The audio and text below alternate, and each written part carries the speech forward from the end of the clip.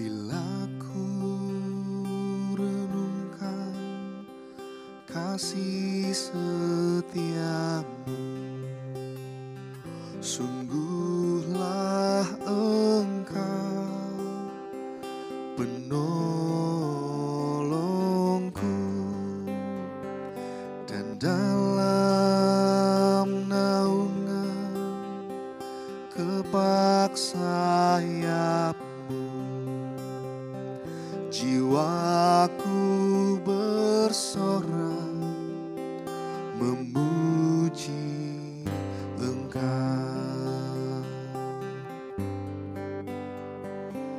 Kasih setiamu lebih dari hidup, dan bibirku memegahkan Engkau. Seumur hidupku kan memujimu, tanganku ku naikkan demi namamu.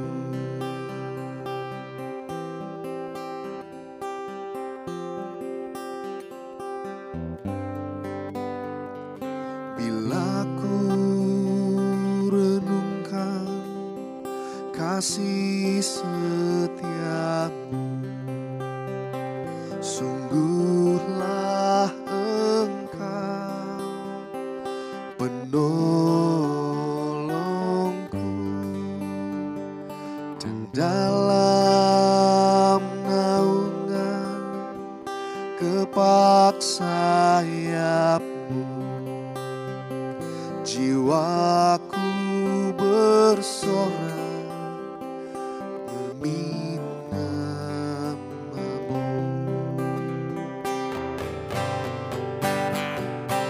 Kasih setiamu lebih dari hidup, dan bibirku memegahkan Engkau. Seumur hidupku kan memuji, tanganku ku naikkan demi namamu. Kasih setiamu lebih dari hidup, dan bibirku memegahkan Engkau. Seumur hidupku kan memujimu, tanganku ku naikkan demi namamu.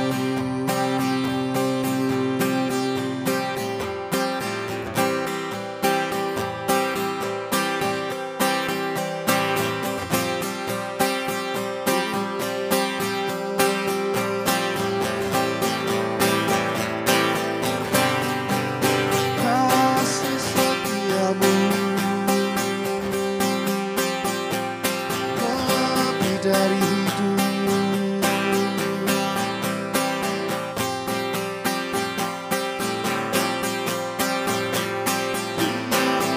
terima kasih Tuhan.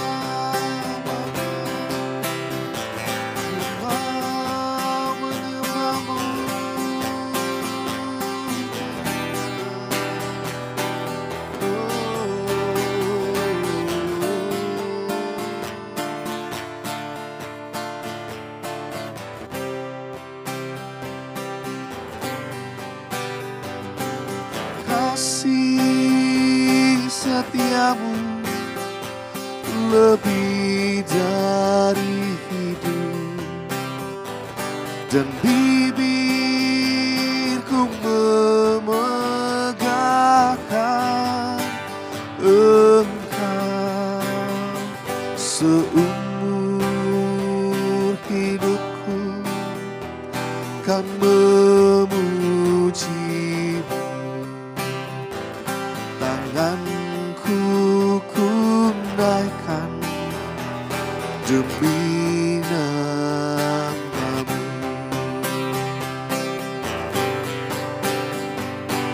Kasih setiamu lebih dari hidup, dan bibirku memegahkan Engkau. Seumur hidupku kan memujimu,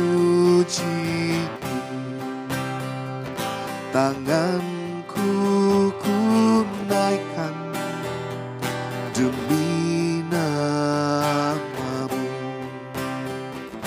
Tanganku ku naikkan demi namamu. Tanganku ku naikkan demi namamu.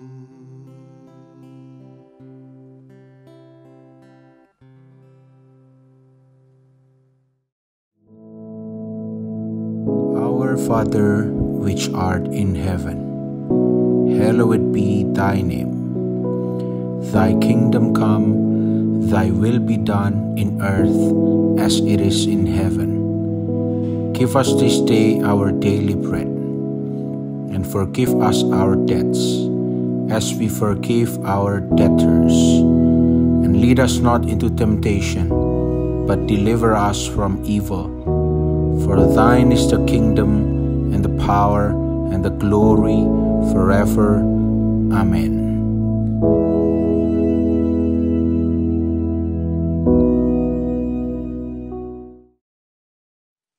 Haleluya, puji nama Tuhan, saudara sekalian. Tetap bersyukur, dan mari pagi hari ini kita akan lihat bersama-sama dari 1 Raja-Raja, pasal yang ke-17. Kita akan baca mulai ayat yang ke-7. Tetapi sesudah beberapa waktu, sungai itu menjadi kering, sebab hujan tiada turun di negeri itu. Maka datanglah firman Tuhan kepada Elia, bersiaplah, pergi ke Sarfat yang termasuk wilayah Sidon, dan diamlah di sana. Ketahuilah, aku telah memerintahkan seorang janda untuk memberi engkau makan. Sesudah itu, ia bersiap lalu pergi ke Sarfat. Setelah ia sampai ke pintu gerbang kota itu, tampaklah di sana seorang janda sedang mengumpulkan kayu api. Ia berseru pada perempuan itu, katanya, "Cobalah ambil bagiku sedikit air dalam kendi, supaya aku minum." Ketika perempuan itu pergi mengambilnya, ia berseru lagi, "Cobalah ambil juga bagiku sepotong roti." Perempuan itu menjawab, "Demi Tuhan Allahmu yang hidup, sesungguhnya tidak ada roti padaku sedikit pun, kecuali segenggam tepung dalam tempayan dan sedikit minyak dalam buli-buli. Dan sekarang aku sedang mengumpulkan 2-3 potong kayu api, kemudian aku mau pulang dan mengolahnya bagiku dan bagi anakku. Dan setelah kami memakannya, maka kami akan mati." Tetapi Elia berkata kepadanya, "Janganlah takut, pulanglah, buatlah seperti yang kau katakan. Tetapi buatlah lebih dahulu bagiku sepotong roti bundar kecil daripadanya. Dan bawalah kepadaku, kemudian barulah kau buat bagimu dan bagi anakmu. Sebab Beginilah firman Tuhan Allah Israel. Tepung dalam tempayan itu tidak akan habis dan minyak dalam buli-buli itu pun tidak akan berkurang sampai pada waktu Tuhan memberi hujan ke atas muka bumi. Lalu pergilah perempuan itu dan berbuat seperti yang dikatakan Elia. Maka perempuan itu dan dia serta anak perempuan itu mendapat makan beberapa waktu lamanya.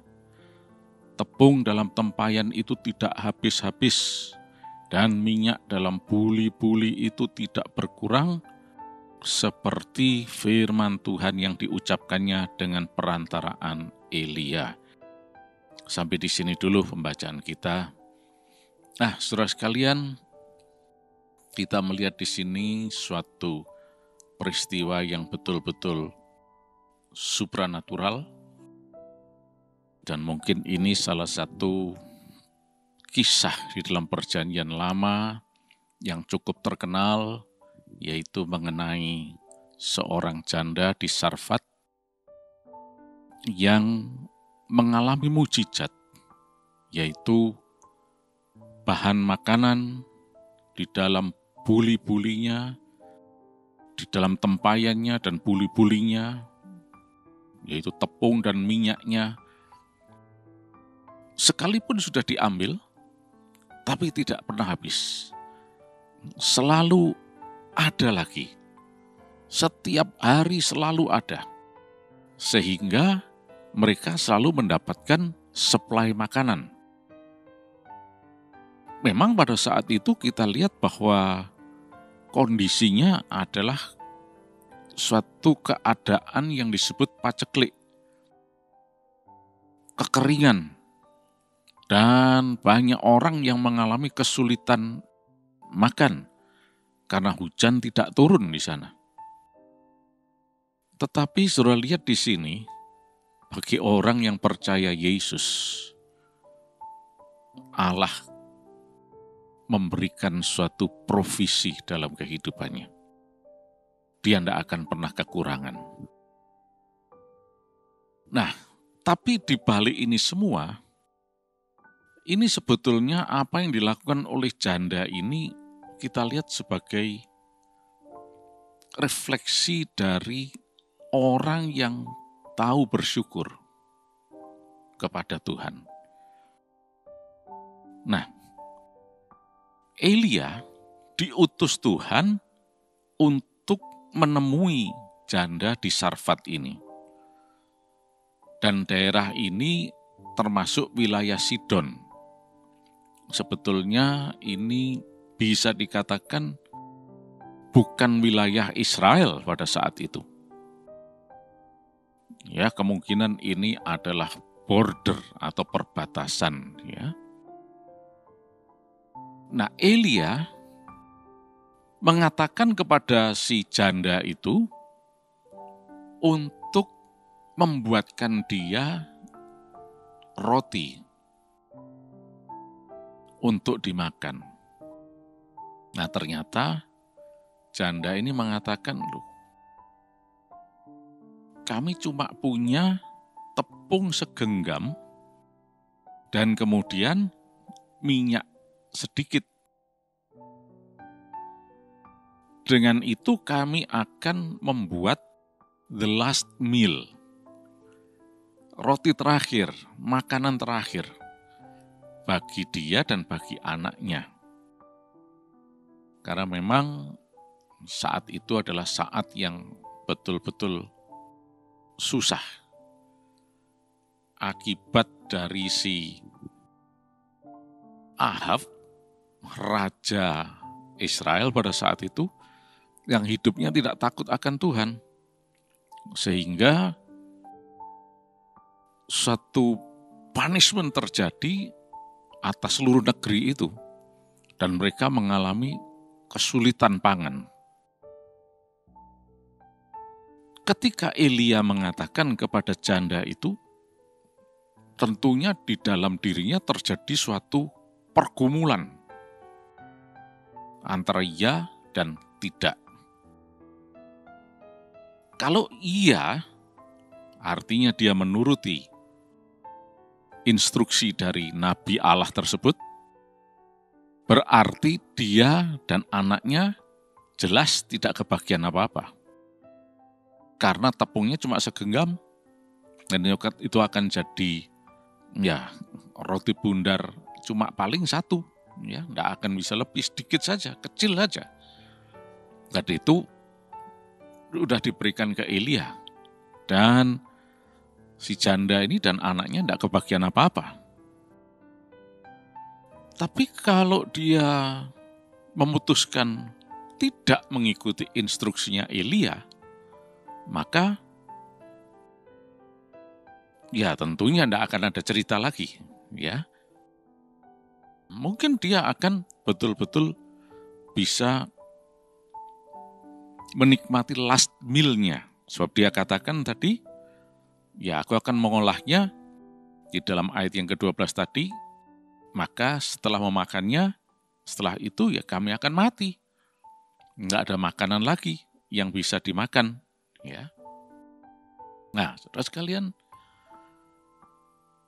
ini merupakan pergumulan yang berat. Dan dia harus memutuskan, ya atau tidak. Nah, sekarang coba kita tarik lebih jauh lagi. Wanita ini sebetulnya seorang yang miskin, tidak punya apa-apa sama sekali. Cuma tergantung, hidupnya serba tergantung. Tergantung dari keadaan dan sebagainya. Tetapi kalau kita lihat kisah ini, akhirnya betul-betul luar biasa. Di sini kita bisa melihat bahwa orang yang sungguh-sungguh tahu bersyukur kepada Tuhan, itu hari depannya penuh harapan. Sebab walaupun si janda ini orang yang miskin, tidak punya apa-apa sama sekali, tetapi kita tahu bahwa kehidupannya terjamin sepenuhnya. Dikatakan tadi di dalam ayat yang ke-16 tepung dalam tempayan itu tidak habis dan minyak dalam buli-buli itu tidak berkurang. Terus ada terus. Nah, dalam ayat 15 dikatakan, maka perempuan itu dan dia serta anak perempuan itu mendapat makan beberapa waktu lamanya. Jadi selama paceklik itu mereka tidak kekurangan makan. Karena mereka melakukan sesuatu seperti yang Tuhan perintahkan. Nah, jadi kita lihat di sini. Kehidupan yang tahu bersyukur itu adalah kehidupan yang mau nurut kepada firman Tuhan. Sekalipun itu tampak seolah-olah bertentangan dengan common sense. Common sense si wanita ini mengatakan, tepung itu kamu buatlah menjadi makanan bagimu. Sesudah itu itu menjadi last mealmu, sudah habis. Kamu kenyang, setelah itu sesudah itu sudah. Kamu akan mati. Itu fakta yang ada. Tetapi instruksi yang diberikan ini berbeda. Justru roti itu, tepung yang segenggam itu dibuat menjadi roti dan kemudian diberikan kepada Elia. Bukan untuk dirinya sendiri, bukan untuk konsumsi dirinya, tapi diberikan kepada Elia. Nah, ini suatu pergumulan yang berat ini untuk seperti ini. Tetapi orang yang tahu bersyukur, dia akan bisa mengambil keputusan menomorsatukan perintah firman Allah. Apa yang firman Allah katakan. Jadi orang yang tahu bersyukur adalah orang yang nurut. Dan ternyata taat ini sebagai refleksi dari kehidupan yang tahu bersyukur itu membuka suatu mujizat yang supranatural. Coba bayangkan, tepung sudah diambil, tentunya kosong. Bisa ada lagi. Tidak disebutkan itu tiap hari. Saya yakin itu berulang-ulang. Mungkin pagi hari si wanita itu mengambil sisa tepung segenggam itu dengan sedikit minyak itu, dia mengolahnya dan sudah makan tapi rasanya kok masih lapar. Ya tengok lagi, ada lagi, bikin lagi. Ya. Ini bisa terjadi sesukanya dia. Yang penting dia tidak mati, tapi dia mengalami supply selama musim paceklik itu. Nah sekarang masalahnya mungkin saudara akan bertanya, dari mana tahu kalau orang ini adalah orang yang tahu bersyukur? Sudah jelas, orang yang mau taat kepada firman Allah itu adalah orang yang tahu bersyukur. Sebab kalau janda ini orang yang tidak tahu bersyukur, dia akan ngomel-ngomel. Ini hamba Allah nggak tahu diri. Udah tahu saya ini orang miskin, janda lagi, nggak punya apa-apa. Cuma punya tepung segenggam dan minyak sedikit. Masih diminta lagi. Memang ini hamba Allah yang tidak tahu diri ini memang ya. Bahan macam-macam. Itu baru ngomelnya. Mungkin gerundel saja. Kalau janda ini seorang yang cukup agresif, mungkin Elia itu akan diusir. Pergi sana. Keluar. Jangan di sini lagi. Wah, bikin kacau aja di sini. Nah, masa enggak ngerti?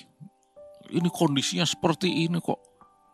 Cuma mikirkan perutnya sendiri. Lah saya ini kan janda sudah enggak punya suami, miskin lagi dan punya satu anak. Lah ini gimana kalau enggak ada makanan? Dan macam-macam. Itu kalau orang yang tidak tahu bersyukur. Tapi jelas di sini kita lihat suatu refleksi kehidupan yang tahu bersyukur. Janda ini tidak banyak ngomel, dia cuma mengemukakan saja fakta yang ada. Loh, saya tidak punya apa-apa lagi, gimana bisa? Tepungnya cuma segenggam, minyak cuma sedikit. Tapi Elia memerintahkan, udah buat, berikan padaku. Dan si janda itu melakukan, jelas sekali dikatakan tadi, si wanita itu melakukan tepat seperti apa yang diperintahkan oleh Elia tersebut. Ya. Dan apa yang terjadi? Betul-betul mujizat. Ya. Yang dialaminya. Dalam ayat 15 dikatakan, lalu pergilah perempuan itu dan berbuat seperti yang dikatakan Elia. Ketika dia melakukan firman Allah, mujizat terjadi. Ini suatu tindakan iman. Iya memang. Iman dan kehidupan yang tahu bersyukur itu tidak bisa dipisah. Orang yang tahu bersyukur adalah orang yang hidup oleh iman. Itulah sebabnya mari dalam keseharian kita ini, mari kita selalu bersyukur hanya kepada Tuhan saja. Iman percaya kita kepada Yesus. Elia memang sempat mengatakan, kalau kamu berikan kepadaku, nanti kamu pasti akan dapat lagi. Sebagai manusia akan berpikir, ya kalau iya, kalau tidak gimana? Di depan mata ini sudah ada 1 genggam tepung dan sedikit minyak. Itu sudah di depan mata. Itu fakta. Tetapi orang yang tahu bersyukur, dia berani untuk melangkah, melampaui apa yang dilihat secara faktual ini. Fakta yang ada di depannya. Oleh karena itu kalau kita diajar oleh Tuhan untuk bersyukur, mari kita berani untuk memutuskan lebih menomorsatukan perintah Tuhan, firman Allah, daripada bersandar atau bergantung pada fakta yang ada. Biarlah kita sungguh-sungguh berharap hanya kepada Tuhan. Itulah wujud iman percaya kepada Tuhan.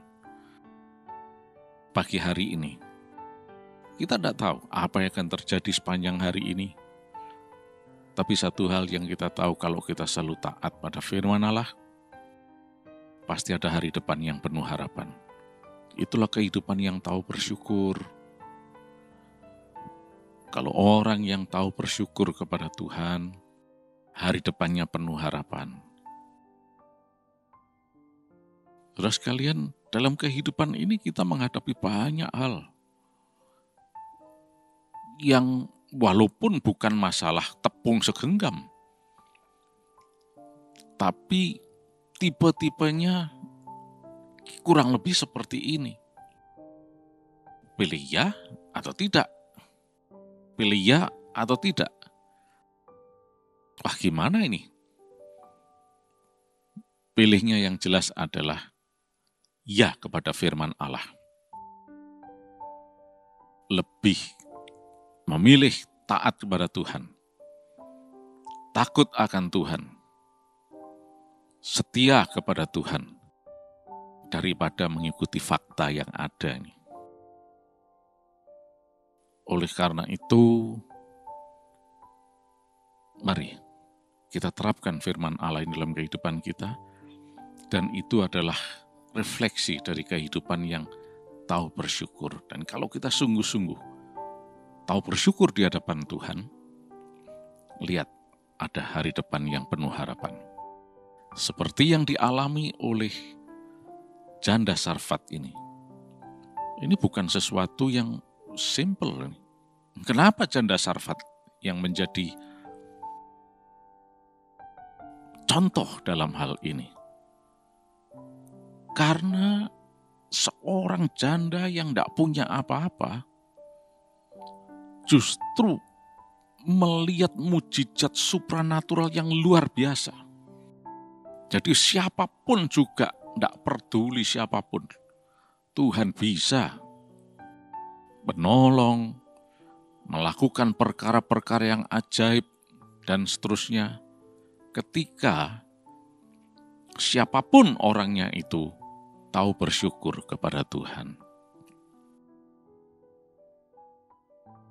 Hidupnya bukan ngomel aja. Gimana sih Tuhan ini? Gimana sih kok gini? Gimana aku itu? Dan seterusnya. Tapi nurut aja sama firman Allah. Walaupun nampaknya agak bertentangan dengan akal sehat kita. Tapi kalau kita sungguh-sungguh taat pada Dia, ada hari depan yang penuh harapan. Puji nama Tuhan. Terima kasih Yesus, Engkau adalah Allah yang hidup, jaminan hidup kami Tuhan. Kami percaya kepada Engkau dan biar Roh Kudus menuntun kami untuk selalu taat dan setia kepadamu. Maka kami akan melihat hari depan yang penuh harapan. Terima kasih Yesus. Sepanjang hari ini kami sehat dan diberkati berkelimpahan. Dalam nama Tuhan Yesus Kristus. Amin.